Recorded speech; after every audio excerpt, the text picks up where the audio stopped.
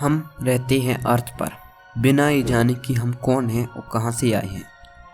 लेकिन जैसे जैसे मनुष्य बुद्धि का विकास हुआ, हमने साइंस को समझना शुरू कर दिया और मानव सभ्यता प्रकृति के नियमों को जानने लगी।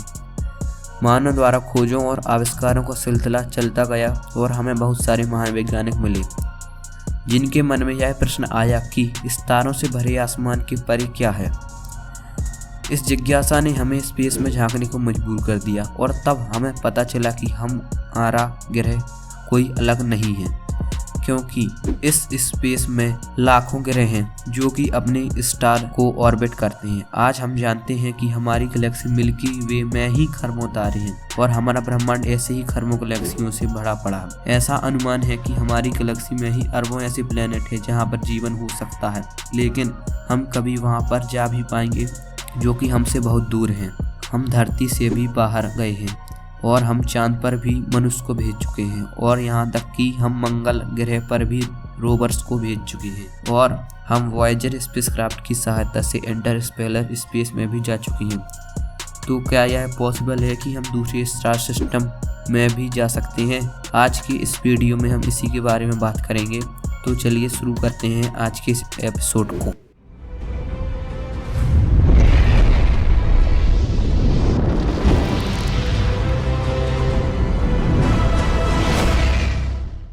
बात करेंगे हमारे सबसे पास के स्टार सिस्टम अल्फा सेंटोरी की, जो हमसे लगभग 4.4 लाइट ईयर दूर है। मतलब कि लाइट जिसकी स्पीड 3 लाख किलोमीटर प्रति सेकंड है, उसको भी अल्फा सेंटोरी तक जाने में 4.4 वर्ष लगते हैं।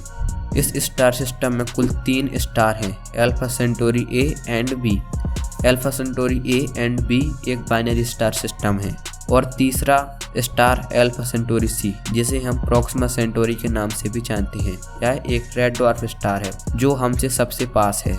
अगस्त 2016 में वैज्ञानिकों ने पाया कि प्रोक्सिमा सेंटोरी के पास एक प्लेनेट है जो कि हमारी पृथ्वी के जैसा ही है, जिस पर जीवन संभव हो सकता है और यह ग्रह अपने स्टार के हैबिटेबल जोन में भी है। वर्ष 2015 में नासा के न्यू होराइजन स्पेसक्राफ्ट ने अपने 5 अरब किलोमीटर के सफर को पूरा किया, जो कि प्लूटो तक का मिशन था और इस सफर को पूरा करने में 9 साल लग गए थे। ये स्पेसक्राफ्ट 84,000 किलोमीटर प्रति घंटे की स्पीड से सफर कर रहा था, यानी यह 1 सेकेंड में 23 किलोमीटर का सफर तय कर रहा था, जो कि वास्तव में बहुत तेज है। इस स्पीड से केवल हम आधे घंटे में ही पृथ्वी का एक चक्कर पूरा कर सकते हैं। यदि इसी स्पीड से किसी स्पेसक्राफ्ट को प्रोक्सिमा बी तक भेजा जाए तो इसे धरती से प्रोक्सिमा बी तक पहुंचने में केवल 54,000 साल लग जाएंगे।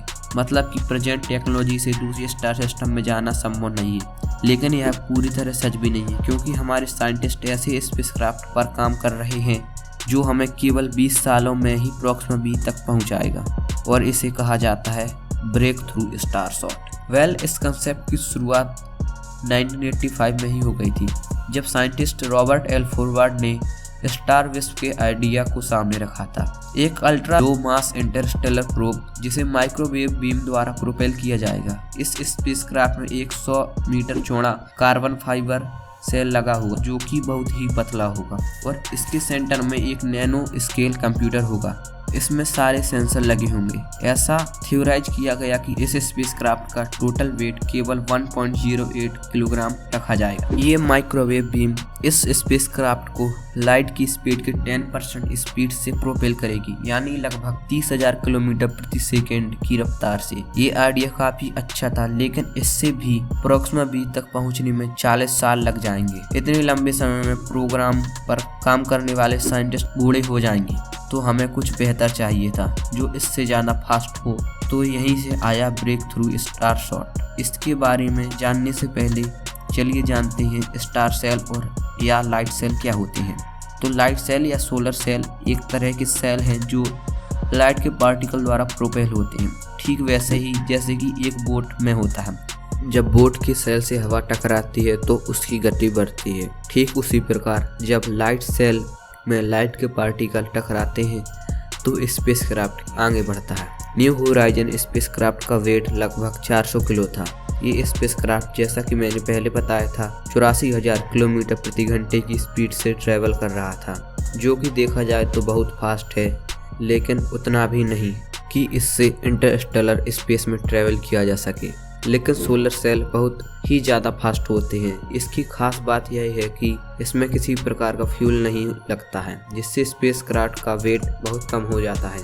ऑर्डिनरी स्पेसक्राफ्ट में स्पीड को बढ़ाने के लिए फ्यूल का इस्तेमाल किया जाता है और इसके लिए हमें उसमें फ्यूल टैंक लगाना पड़ता है, जिसके कारण वेट बढ़ जाता है। तो ऐसे स्पेसक्राफ्ट द्वारा इंटरस्टेलर ट्रेवल करना इम्पॉसिबल होता है, और होता भी है तो बहुत स्लो होता है। But Breakthrough Starshot interstellar space के लिए एक अच्छा विकल्प हो सकता है, क्योंकि इसमें फ्यूल की आवश्यकता नहीं होती है। इसमें 4 मीटर चौड़े सेल्स लगे होते हैं, जो कि बहुत ही पतले होते हैं, केवल कुल 100 एटम जितने मोटे, जिसके सेंटर में एक नैनो सर्किट लगा होता है, जिसमें cameras, antenna, battery and other equipment लगे होते हैं।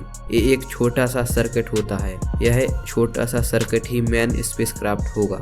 अब आप सोच रहे होंगे कि ये स्पेसक्राफ्ट चलेगा कैसे। जैसा कि सोलर सेल या लाइट सेल सन के द्वारा इमिट किए गए फोटोन पार्टिकल द्वारा चलते हैं, वहीं ब्रेक थ्रू स्टारशॉट के साथ ऐसा नहीं है। इसके चलने के लिए विजिबल लाइट लेजर्स का उपयोग किया जाएगा, जिसे अर्थ पर बने लेजर फील्ड इमीटर द्वारा उस स्पेसक्राफ्ट पर बीम किया जाएगा, जो केवल 1 घंटे के अंदर स्टारशॉट को लाइट की स्पीड के 20% स्पीड तक पहुंचा देगा, जो केवल 20 साल में अप्रोक्सीमेटली तक के सफर को पूरा करेगा। लेकिन इसका एक डिसएडवांटेज भी है, क्योंकि स्टारशॉट को लाइट के स्पीड के 20% स्पीड तक पहुंचाया तो जा सकता है, लेकिन इसके डेस्टिनेशन पर रोका नहीं जा सकता। मतलब ये प्रोक्सिमा बी पर रुकेगा नहीं, बल्कि वहां से निकल जाएगा।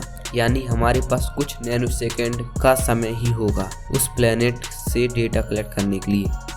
ये रशियन बिलियनियर यूरी मिलर, जो ब्रेक थ्रू इनिशिएटिव के मेन लीड हैं, इनका प्लान है कि एक के बजाय हजारों नैनो स्पेसक्राफ्ट को लॉन्च किया जाए, जिससे हम प्रॉपर डेटा कलेक्ट कर सकें। तो अब आपके मन में एक क्वेश्चन आ रहा होगा कि अब तक ये प्रोग्राम स्टार्ट क्यों नहीं हुआ है।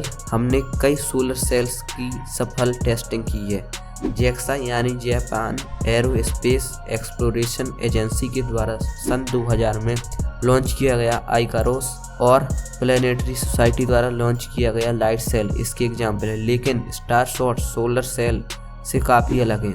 इसके बनाने की टेक्नोलॉजी आज हमारे पास नहीं है, लेकिन अनुमानित तौर पर अगले 50 सालों में हमारे पास प्रोक्सिमा की वास्तविक तस्वीरें होंगी। यानी पहली बार ह्यूमन सिविलाइजेशन किसी दूसरे स्टार सिस्टम को इतने पास से देखेगी, और शायद ये संभव हुआ तो हम पहली बार किसी एलियन सभ्यता को भी देख पाएंगे। तो आज के लिए बस इतना ही। आई होप ये वीडियो आपको पसंद आया होगा। बट जाने से पहले आप हमारे चैनल को सब्सक्राइब कर सकते हैं। मिलते हैं किसी नए टॉपिक के साथ।